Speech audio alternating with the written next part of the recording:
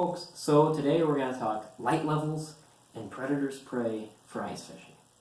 Now, I think one thing many people make the mistake of is perch, bluegill, we don't look at them as predators.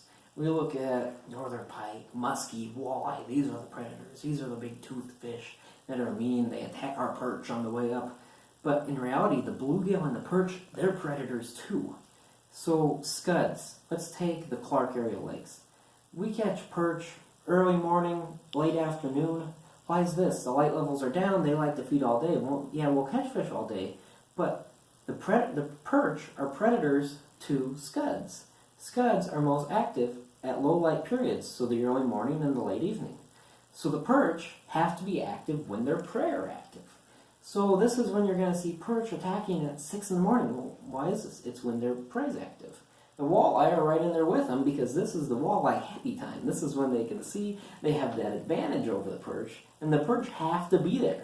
Now, luckily, a 15-inch perch is not going to be eaten by an 18-inch walleye.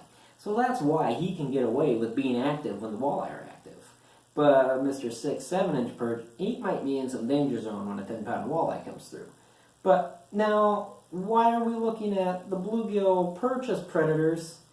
What about the northern? They're very much so predators towards these fish, and that's very true. So when the perch are active, the northern and the walleye have to be active too.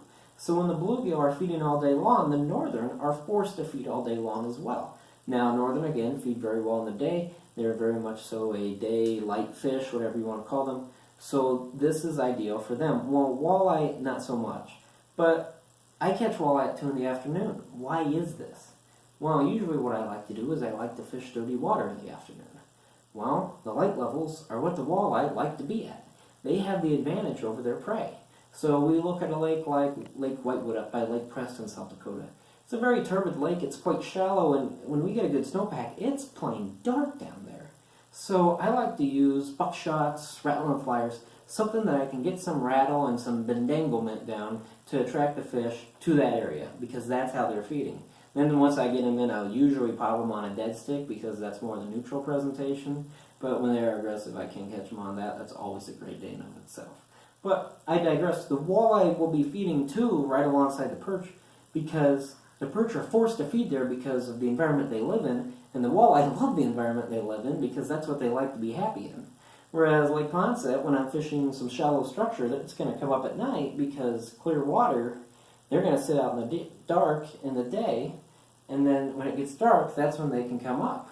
So they want to stay in the happy zone. So dark day, and then they can come up shallow at night. Now, perch, we're going to catch those in the day, and we're probably going to catch them in the basin. So that's when you're going to have that, I caught my perch all day long, and then I caught my walleyes.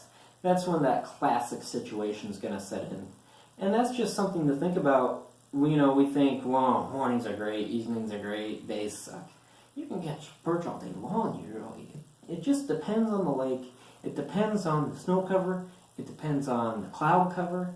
It just depends on a lot of factors. But when you figure these out, you can put from 6 a.m. to 6 p.m., you can put a fantastic day together that you're going to be catching fish. So that's just something to experience. Check the weather, check the water quality, and I think you're going to catch on to some fun patterns this year. Good fishing.